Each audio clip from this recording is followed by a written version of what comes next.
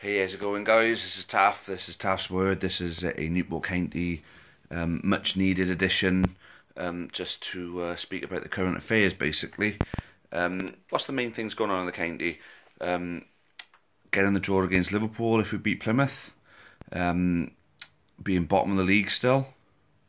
Rodney Parade in the pitch. And then obviously Rhys Healey, Neil Warnock and Graham Wesley. And I'd also throw Jon Parkin in there. So let's go first of all. Let's start from the back and work our way back to the front, right? Let's go talk about Jon Parkin. Now, a lot of people are disappointed that Jon Parkin has left, and yeah, I can understand that. He's actually made some magic since he's been with us, but at the same time, he's also looked pretty lethargic on the pitch. His aerial threat doesn't seem to be there anymore. Defenders find it easier to get above him in the air. We haven't got much of a leap on him. But at the end of the day, his footballing ability is still there. So it is a bit of a disappointment to see the back of him. Personally, Graham Wesley has come to the club and is instilling a type of football that requires a level of fitness. My guess is Jon Parkin either wasn't willing to or didn't have the ability to get to the physical fitness that Graham Wesley required of him to fit into the way he wants to play. And the fact that he's probably one of our highest earners as well made it something of a win-win for the club, that we don't have a striker that's not going to fit into our system, taking our money. And at the same time, the money that he was on is now freed up for Wesley to get one or two more players in January. So for me personally, as much as it's a bit sad to see the back of Jon Parkin, it works out better for the club under Graham Wesley. So happy enough with that. Next thing, Rhys Healey, Cardiff City, and Graham Wesley with Neil Warnock, and obviously Plymouth showing an interest. Now, we don't know where this came from, that Plymouth are interested in him. Don't know whether it's Healey told the press himself, whether his agent told him, or whether Plymouth mentioned it. Now, I think that dickhead Derek Adams down there has obviously got a nerve to moan about Wesley when they're putting out to unsettle, possibly at the time, our best player. I know he's not our player, but Cardiff have loaned him to us till January. He's our player till then.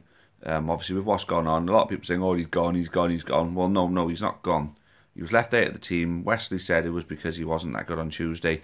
I have to agree with that. It was possibly his poorest game he had for us on Tuesday. He had the opportunity to score. He took an extra touch. That's the only issue I've got with him, is when he's in a good shooting position, he seems to want to take that extra touch to make it a bit easier for him. But I think that's his under-23s football getting the better of him there. He's not up against as experienced or as talented defenders as what you're going to get at full senior football. So hopefully he learns from those mistakes. But the fact is, Plymouth declaring an interest in him, basically saying that they've contacted Cardiff to take him there on loan. As much as playing for someone like Plymouth and Carlisle, the other team that have shown an interest, as much as playing for a team at the top end of the table is beneficial to him, I think it's more beneficial to be starting games and to be getting service on a regular basis. Now, Plymouth have Jake Jervis, David Goodwillie and Jordan Slew already. Where does Rhys Healey fit in with them? Especially for the fact, I know Plymouth are going through a bit of a rocky patch, and maybe a bit more firepower might be the answer that they need. Personally, I think they've got a good enough team. They don't really need Rhys Healey. Carlisle in the same way. They got good players. They don't really need Rhys Healey. We need him. And the thing is, I know we're not going to expect him to do us any favours because we need him more than them. What I'm saying is that he's going to get that extra football and that extra time on the ball to develop more as a striker. And Cardiff might take him for themselves and think, we're going to give him a shot in the first team like Ollie McBurney. But at least if Cardiff do it, hopefully they'll actually play him and not take him away from us for the first team and not play him at all, and then loan him out to one of our most fiercest rivals in the same division. That sort of stuff happens. Swansea let us down on that, but thank you for Josh Sheehan. I think you've made up for it now with that one. So Warnock is unhappy that Rhys Healey was allowed to talk to the press. Alright, and in hindsight, maybe it wasn't a good idea to let Rhys Healey talk to the press. Wesley was a bit unhappy being pressed on the subject in his post-match interview yesterday. And yeah, to be honest with you, I think he wants to put that behind him. He's saying that there's a conversation going to be had between the two managers. He's already had one. They're going to have another one today, I think he said. And hopefully, whatever damage has been done there can be fixed. And Wesley can prove his ability to bring young players on. Because to be honest with you, since Wesley turned up, Healy has improved an awful lot under him. So I think maybe Neil Warnock will think, well, look at what he did for Connor Washington. If he can do the same thing for Reece for us, then he's better staying at Newport. That's the thing, people got to stop being so knee-jerk and thinking this is the end because of this, or they've had a little bit of a falling out. There's nothing that can't be fixed, with a good conversation. So leave them to do it and wait until January and until Neil Warnock comes out and says Reece Healy will not be returning to Newport. Until then, don't go saying, he's gone, he's gone, he's gone. I'm sick of people just thinking the worst. The very first thing, the very first thing they think of is the worst possible scenario, So yeah, Reece Healy may end up coming back, as Josh Sheehan may, because at the end of the day, they're both doing really well for us. It wouldn't be a good idea to take them out of a situation where they're doing well and put them into a situation where they may not do as well. The sort of if it ain't broke, don't fix it type of thing. There you go. So I'm hopeful we may keep both of them. But if not, at the end of the day, there's other strikers out there. I'm sure Wesley will find someone, especially now we got a bit of money since Parkin's gone. And to be honest with you, I think another few may be gone by that point. Once Wesley lines up their replacements. Right, the main pressing problem that we've got at the moment is Rodney Parade and the pitch. Now, anyone who's saying go back to Spitty, I mean, think about it. Were you actually coming to the county when we were playing over Spitty? Now, what you've got to remember is over there, the pitch was so bad we had to get away from there. We were in the very similar position because we nearly went down the season in the conference. Moving to Rodney Parade was a massive, massive step up as far as a stadium facility and pitch are concerned. So going from a nightmare to something better, Rodney Parade to us now is a nightmare. Why the hell would we want to go back to something that was even more of a nightmare in the first place? I mean, work may have been done and everything like that, yeah. And there may not be any, only one other team playing on there at the moment. But at the end of the day, there's no stadium facility there. There's no... Where the bloody hell are we going to put the fans? We haven't got a stadium there. There isn't a Football League stadium there. Even if the pitch is better now, there isn't a stadium. We don't have a stadium to play at there. Unless overnight, all of a sudden, click of the finger, and then boom, there's a Football League standard stadium sitting there. I know there's talk of the Welsh FA building a 7,500 all-seater stadium just for football on that site, on the Spitty Park, on the Newport Stadium Spitty Park site. Yeah, no, there's talk of that. Whether they're going to do it or not remains to be seen, and whether we're going to benefit from anything like that will still remain to be seen. But until something's going to happen, we can't speculate on that.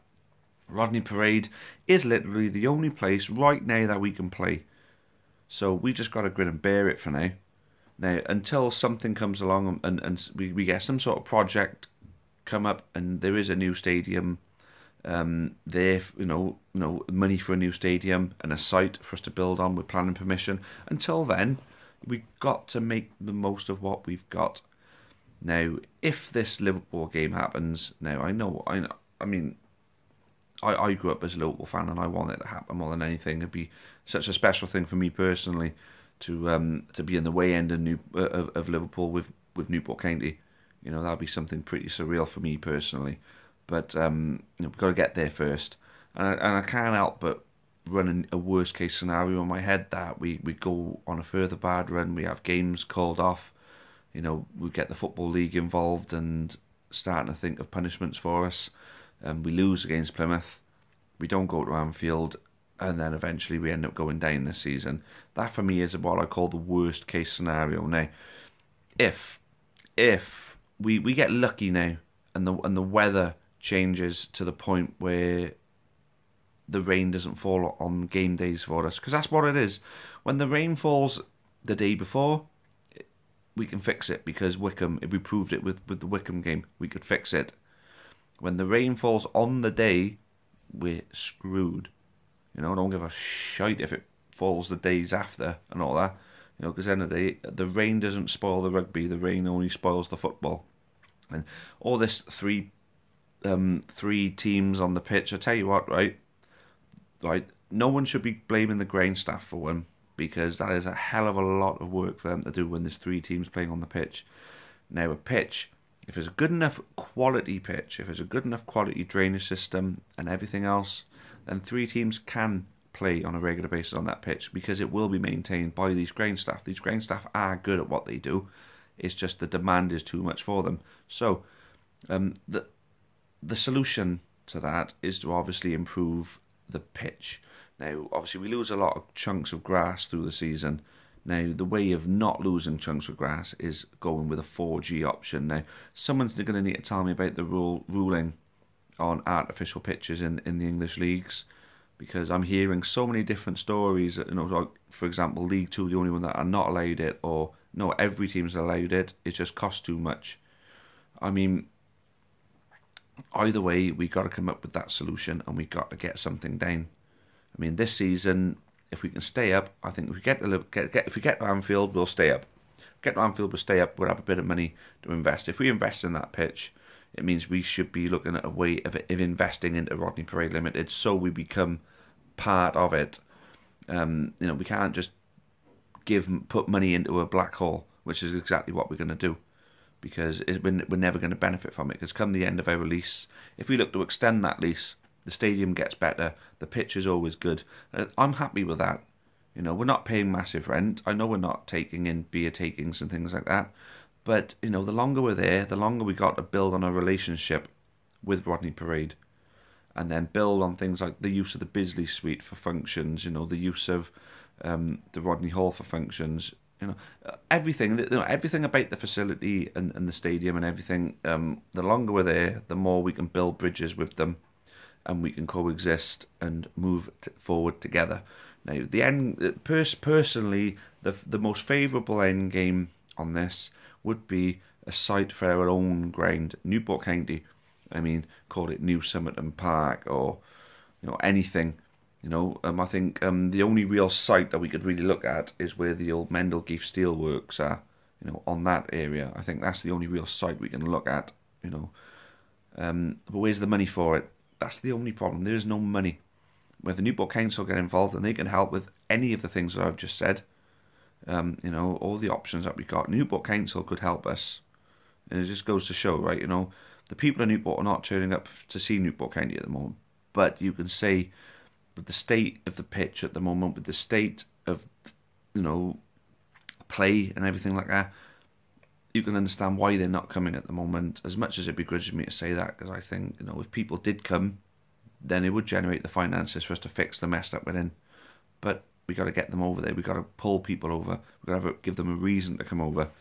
We get the Liverpool game, and that'll change an awful lot of that as well. So that's why it's so crucial that we win that match. So yeah, I think that's pretty much my take on it, on that one. And what was the first thing that I mentioned that I was going to talk about? I think I've covered everything that I really need to speak about, to be honest with you. Yeah, that's it. If I've missed anything at the moment, and I'm being funny, but I've covered an awful lot now, and my head's a bit, so like I say, there's so much going on at the club at the moment.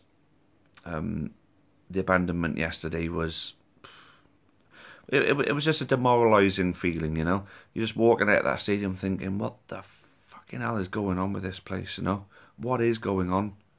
You think the rainfall. I haven't seen rain fall like that for weeks. And for it to fall on the day of a game that we needed to see through. We were winning 1-0 at half-time. Tom Owen Evans, who's going to be an amazing midfielder for us, scored an absolute worldie for us in his first goal as well. I'm gutted for him as well. I'm gutted for everybody involved with the club. Because the thing is, if you saw my Facebook status yesterday, we're a laughing stock. We are the laughing stock of the Football League, and it's not even our fault. There's nothing we can do about it. Well, let's hope for better times, eh? I say, Graham Wesley, you know, I'm not undecided on him. I know he's a class act as a manager. We're punching above our weight to have him. Personally, I think he will do us really well in the long run. I don't even think about relegation right now. It's too early. We're still well within a shot. You know, one good run pulls us right out of it. So let's just concentrate, I think, mainly on getting to Liverpool, because if we get to Liverpool, that fixes everything. You know, that gives us a good base to drive forward and pull the club forward as well. But anyway, let's see what the future brings. Let's hope, you know, we get there, we get the money. It attracts more people, it attracts more businesses and investors, and that's the catalyst to the rise of Newport County now. It's just amazing, isn't it? How an entire future could rest on one match, one game of football. We win that one game. Now, there's so many games in the past you could say, yeah, I'd quite easily give that win up so we could win this one. There's obvious ones we can't, like Wembley, for example, or any of the playoff games. But no, this is basically make or break, big time against Plymouth. And if we lose that game, I think, you know, I can only fear the worst personally. We've been given an opportunity to turn it right around. The more I talk about it, the more I get myself thinking, oh my God, you know, this is too much to handle at the moment. So, yeah. Alright, this is 17 minutes long now, guys. I'm sorry that I've rambled on for so much. Obviously, I just hope that you know I'm just passionate about this football club. So, here's to hopefully a much brighter future in the days ahead. And for those of you I don't get to see beforehand, I wish you all a very Merry Christmas and a Happy New Year. And I'm sure I'll see plenty of you before and after. So, let's see what the future brings for this great, you know, wonderful club of ours. Right, thanks guys, and up the county.